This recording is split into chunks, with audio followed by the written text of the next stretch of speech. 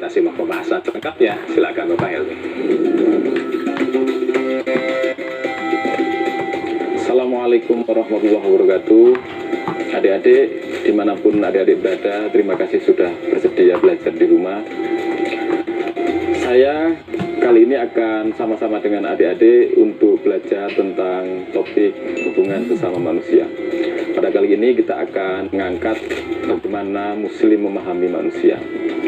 Adik-adik, kita tahu bahwa di dalam Al-Quran, Allah memanggil manusia itu dengan berbagai macam sebutan. Untuk manusia saja, untuk konsep manusia saja, Allah menyebutkan, misalnya, manusia itu disebut sebagai Bani Adam, anak cucu Adam. Kemudian manusia juga disebut sebagai Bashar, manusia juga disebut sebagai Anas, atau manusia juga bisa disebut dengan Al-Insan di dalam Al-Quran. Sebetulnya, sebutan-sebutan seperti ini adalah belum termasuk sebutan yang lebih khusus tentang manusia yang dalam konsep misalnya tentang manusia beriman, tidak beriman. Misalnya saja dalam konteks manusia beriman, Allah menyebut manusia dengan berbagai macam. Al-Muslim, Al-Mu'min, Al-Muttaqin, Al-Mukhlisin. Adik-adik bisa mengembangkan sendiri di rumah. Artinya bahwa sebetulnya manusia punya sebutan yang kaya, dan karena kekayaan sebutan ini ada sesuatu yang istimewa dalam diri manusia. Di balik semua sebutan ini, makna terdalamnya adalah bahwa Allah hanya menurunkan risalah ini kepada manusia. Jadi yang diajak bicara oleh Allah itu adalah manusia. Ada makhluk yang lain seperti malaikat, mungkin iblis, mungkin makhluk-makhluk yang lain juga yang belum kita ketahui. Tetapi yang diajak bicara, mukhatab inti Allah adalah manusia di dalam Al-Quran. Hal ini ternyata tidak berjalan begitu saja tanpa ada perimbangan amanat yang juga diberikan oleh Allah. Jadi kekhususan, keistimewaan manusia di hadapan Allah ternyata diimbangi juga dengan beban yang besar. Apa itu? Bahwa manusia dipilih oleh Allah untuk mewakili Allah, untuk menjadi pemimpin di muka bumi, menjadi khalifatullah fil ard. Adik-adik tentu tahu apa artinya khalifatullah fil ard. Kita sering mendengar istilah itu.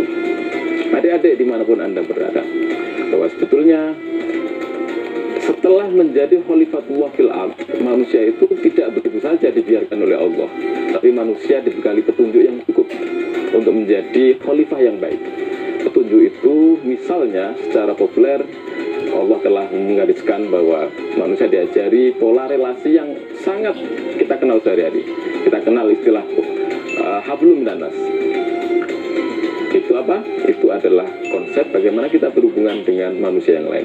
Namun demikian, Allah juga menegaskan sebelumnya tentang hablum minallah, bahwa sebelum kita menjalin hubungan dengan sesama manusia, kita tahu bahwa sebenarnya kita ini adalah apa? Ciptaan Allah tadi itu. Jadi adik-adik harus mulai membiasakan bahwa kita punya hubungan itu antara hablum minallah dan hablum minan nas. Melalui alam semesta ini, kita sebagai khalifatullah fil ard dipaksa atau diajarkan oleh Allah untuk memelihara hubungan ini agar hubungan ini berjalan dengan baik. Selanjutnya, untuk menyempurnakan petunjuk Allah bagi manusia sebagai khalifatullah fil ard ini, selain hubungan tadi, kita diajarkan 3 prinsip dasar dalam ajaran Islam.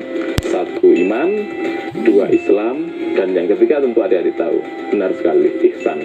Jadi di dalam 3 pilar ini, manusia diajarkan bagaimana yang pertama, selalu sadar bahwa dia adalah makhluk ciptaan.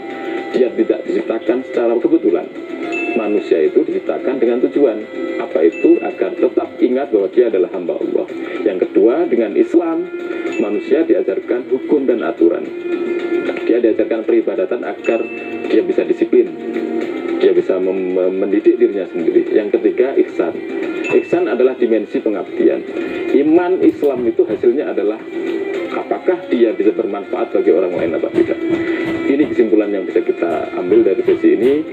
Kita nanti akan lanjutkan, tapi kita simpulkan bahwa sebetulnya akhir dari tujuan manusia diciptakan sebagai khalifatullah adalah agar dia bermanfaat bagi manusia yang lain. Terima kasih. Adik-adik pemirsa di rumah, manusia adalah khalifatul fil ard, dan dalam 3 pilar ajaran Islam, yakni iman, Islam, dan ihsan. Kita akan lanjutkan kembali pembahasannya setelah ini ya. Jangan lupa adik-adik untuk bisa mengikuti kuis di akhir acara ini. Tetap bersama kami di Syiar Madrasah Ramadan.